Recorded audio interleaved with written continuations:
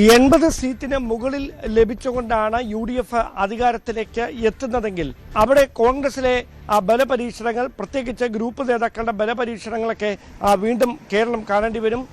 സമാനതകളില്ലാത്ത തരത്തിലുള്ള ചർച്ചകളിലേക്ക് അത് വഴിമാറുന്ന സാഹചര്യമൊക്കെ ഉണ്ടായേക്കാം. മുൻപെങ്ങും കണ്ടിട്ടില്ലാത്ത തരത്തിലുള്ള പിടിവലി ഈ മുഖ്യമന്ത്രി പദത്തിന് വേണ്ടി ഉണ്ടാകാനുള്ള സാധ്യതയുമുണ്ട്.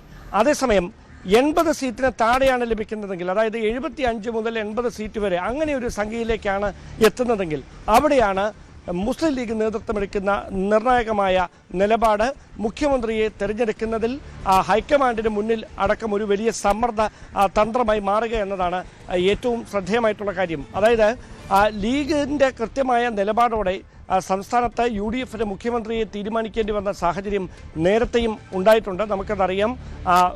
ലീഗ് എടുക്കുന്ന നിലപാട് അത് ഉമ്മൻചാണ്ടിക്കടക്കം അനുകൂലമായി മാറിയിരുന്ന രാഷ്ട്രീയ സാഹചര്യങ്ങൾ, അതായത് 2011 തിരഞ്ഞെടുപ്പിലെ സാഹചര്യങ്ങളൊക്കെ നമുക്കറിയാം.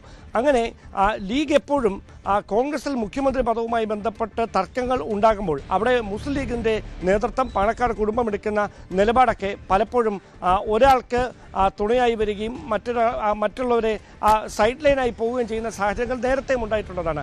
അവിടെ ഈ 75 മുതൽ 80 സീറ്റുകൾ വരെ മാത്രം ലഭിക്കുന്ന അങ്ങനെ ഒരു കേവലമായ ഭൂരിപക്ഷത്തോടെ UDF അധികാരത്തിലേക്ക് എത്തുന്ന ഒരു സാഹചര്യമാണ് ഉണ്ടാകുന്നതെങ്കിൽ ലീഗിൻ്റെ നിലപാട് തന്നെയാകും നിർണായകം. അതുകൊണ്ട് തന്നെയാണ് കഴിഞ്ഞ ദിവസം ലീഗിൻ്റെ നേതൃയോഗത്തിൽ ഉയർന്ന, അതായത് PK കുഞ്ഞാലിക്കുട്ടി മാധ്യമങ്ങളോട് പറഞ്ഞത് പൊതുജന വികാരം കണക്കിലെടുത്തുകൊണ്ട് തന്നെയാകണം മുഖ്യമന്ത്രിയെ തിരഞ്ഞെടുക്കേണ്ടത്. അവിടെ ലീഗിനോട് അഭിപ്രായം തേടിയാൽ ലീഗിന് കൃത്യമായ ഒരു സേ ഉണ്ടായിരിക്കും, പറയാൻ ഒരു പേരുണ്ടായിരിക്കുമെന്ന്, അതായത് ഒരു സിംഗിൾ പേര് പറയുമെന്ന സൂചന തന്നെയാണ് ലീഗിൻ്റെ നേതൃത്വം മുമ്പോട്ട് വെക്കുന്നത്. അങ്ങനെയെങ്കിൽ അത് ആരാവും എന്നതാണ് ഇപ്പോൾ രാഷ്ട്രീയ കേന്ദ്രങ്ങളിൽ കൂടുതൽ അഭ്യൂഹങ്ങൾക്ക് വഴിവെക്കുന്ന ചർച്ചകളിലേക്ക് ഇപ്പോൾ മാറിയിരിക്കുന്നത്. എന്തായാലും ഒരു കാര്യം ഉറപ്പാണ്, KM ഷാജി അതോടൊപ്പം ബഷീർ ഉൾപ്പെടെയുള്ള ഒരു വിഭാഗം നേതാക്കൾ VD സതീശന് വേണ്ടി വളരെ അഡമൻ്റായി നിലകൊള്ളുകയാണ്. അവർ നേതൃയോഗത്തിലും അത് ആവർത്തിച്ചിട്ടുണ്ട് എന്ന് തന്നെയാണ് സൂചന.